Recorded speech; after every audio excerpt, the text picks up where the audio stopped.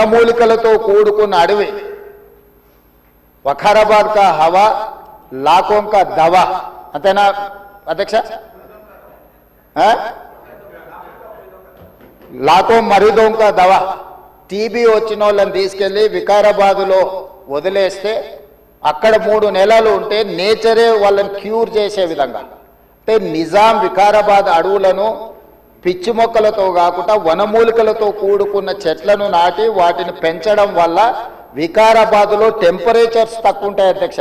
హైదరాబాద్లో ఈ చుట్టుముట్టుతుండే టెంపరేచర్ కంటే 2-3 డిగ్రీలు వికారాబాద్ అనంతగిరి కొండల్లో టెంపరేచర్ తక్కువ ఉంటుంది. అక్కడ గాలి, అక్కడి నీరు చాలా గొప్ప వనమూలికలతో కూడుకున్నది. ఆ నీళ్ళే గండిపేటకు వచ్చి ఆ గండిపేట నీళ్ళే హైదరాబాద్ నగరానికి ప్రజలకు తాగడానికి ఇవ్వడం ద్వారా మన ఆరోగ్యాన్ని కాపాడడం కాకుండా మనకు తెలివితేటలను కూడా మెరుగుపరచుకోవడానికి నిజాం సర్కార్ ఇవన్నీ ఏర్పాటు చేసింది అధ్యక్ష. కాలక్రమేణా స్వతంత్రం వచ్చింది, సాంకేతిక నైపుణ్యం పెరిగింది. సాంకేతిక నైపుణ్యంతో నగరాలు అభివృద్ధి చెంది జలవనరులను కాపాడుకోవాల్సిన మనము ఆ దిశగా ప్రయాణం చేయలే అధ్యక్ష. శాశ్వత సమస్యల్ని పరిష్కరించి మన ఆరోగ్యాన్ని కాపాడే జలవనరులను కలుషితం చేయడమే కాకుండా కబ్జాలు పెట్టి ఫామ్ హౌజులు కట్టి ఫామ్ హౌజ్లో డ్రైనేజ్ లైన్లు తీసుకెళ్లి ఈ గండిపేట హిమాయత్ సాగర్ కలిపిండ్రు అధ్యక్ష.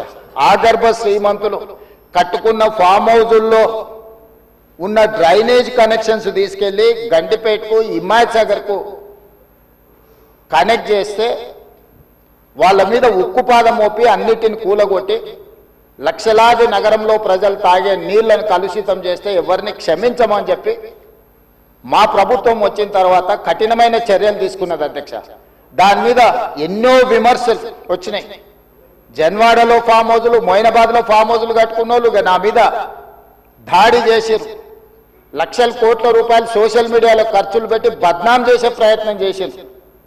అయినా మా సంకల్పం మంచిది, పేద ప్రజలకు మేలు జరగాలన్న ఆలోచనతో ఎన్ని విమర్శలు వచ్చినా వెనక్కి తగ్గకుండా 100% ఆ కార్యక్రమాన్ని ముందు తీసుకెళ్లే ప్రయత్నం చేసి, అదేవిధంగా మాకు వచ్చిన అవకాశాలలో ప్రపంచంలో చాలా దేశాలు తిరిగినాం అధ్యక్ష. చాలా దేశాలను చూసినాం. అభివృద్ధి చెందిన ప్రతి దేశంలో ఒక నదీ పరివాహక ప్రాంతాన్ని అభివృద్ధి చేయడమే కాకుండా వ్యాపార కేంద్రాలుగా మార్చారు. ఈరోజు న్యూయార్క్, న్యూజెర్సీ మధ్యలో హడ్సన్ రివర్, లేకపోతే లండన్లో థేమ్ రివర్, నేనే మంత్రులనే కాకుండా మిత్రులు అక్బరుద్దీన్ ఓవైసీ గారితో కూడా కలిసి మేము లండన్లో ఆ ప్రాజెక్టును పరిశీలించడం జరిగింది. జపాన్లో చూడడం జరిగింది, సౌత్ కొరియాలో చూడడం జరిగింది, సింగపూర్ లాంటి నూతనంగా అభివృద్ధి చెందిన దేశాలను మనం పర్యటించడం జరిగింది. జర్మన్ లాంటి దేశాలు తమరు కూడా కౌన్సిల్ చైర్పర్సన్ సుఖేందర్ రెడ్డి గారు కూడా వెళ్ళి మీరు చూసి వచ్చి మీరు కూడా నాతోని మీ అనుభవాలను కొంత నాకు వివరించడం జరిగింది. అంటే ప్రపంచ స్థాయి గుర్తింపు పొందిన నగరాలలో నదీ పరివాహక ప్రాంతాలను కాపాడుకోవడమే కాకుండా ప్రక్షాళన చేయడమే కాకుండా వ్యాపార కేంద్రాలుగా మార్చి ఆ రాష్ట్రము, ఆ దేశం యొక్క ఆర్థిక వ్యవస్థను బలోపేతం చేసుకోవడానికి ప్రపంచ దేశాలు పోటీ పడుతున్నాయి. ఈరోజు గుజరాత్ అహ్మదాబాద్లో సబర్మతి రివర్ ఫ్రంట్ కట్టుకున్నారు. భారతీయ జనతా పార్టీ నాయకులు, ప్రజాప్రతినిధులు గొప్పగా చెప్పుకుంటుంటారు. నరేంద్ర మోడీ గారు, అమిత్ షా గారు గుజరాత్లో సబర్మతి రివర్ ఫ్రంట్ అద్భుతంగా కట్టిరని దాదాపుగా 60,000 ఫ్యామిలీలను అక్కడి నుంచి తరలించింది అధ్యక్ష.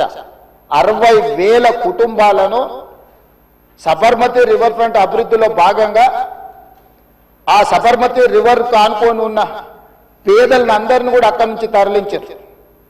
ఉత్తరప్రదేశ్లో గంగానది ప్రక్షాళన చేసి అక్కడ రివర్ ఫ్రంట్ కట్టుకున్నారు.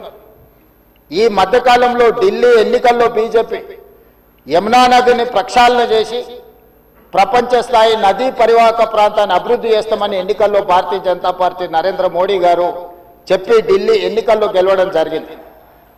ఆ విషయాలను అన్నిటినీ భారతీయ జనతా పార్టీ అద్భుతంగా గొప్ప అభివృద్ధి నమూనాగా మాట్లాడుకొని ఎన్నికల్లో ఎజెండాగా మార్చి చెప్పుకున్నారు అధ్యక్ష. మేము తప్పు పట్టడం లేదు. అభివృద్ధి జరిగినప్పుడు కొంతమందికి